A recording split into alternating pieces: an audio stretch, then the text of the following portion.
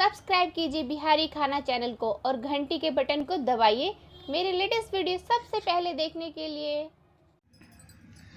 सब गोटे के नमस्कार करै छी। देखियो ई इलायची भ गेल आ ई चीनी के मात्रा 1 चम्मच है। ठीक है, तो ई दुनू हम जेना कि कोनो पाबनि तिहार करै छी या अनदिना जेना खीर सेवई या पूरी तूरी कोनो चीज बनबै ठकुआ तकुआ रहल पिरिकिया, तो इलायची जेना कि बूकऽ पड़ैया या थूरऽ पड़ैया से थूरऽ नहीं पड़त। जेना कि 1 चम्मच अहाँ चीनी दऽ दियौ आ एते मात्र एकर आधो पीस सकै छी अहाँ, जरूरी नहीं अछि एतेक, तो आधो पीसा जाए। तो हम ई एकर से पीस रहल छी, बुकनी कऽ रहल छी, एहिमे दऽ रहल छी मिक्सी में।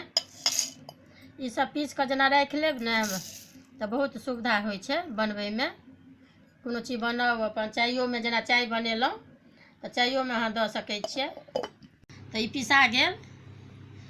आब एकरा कोनो डिब्बा में अहाँ छोट डिब्बा में एकरा बंद कऽ के राखि लेब। जँ अगर चाय पीबै छी तो 4-5 कप चाय में अहाँके एतेक मात्रा दऽ देबै तो स्वाद बदलि जाएत।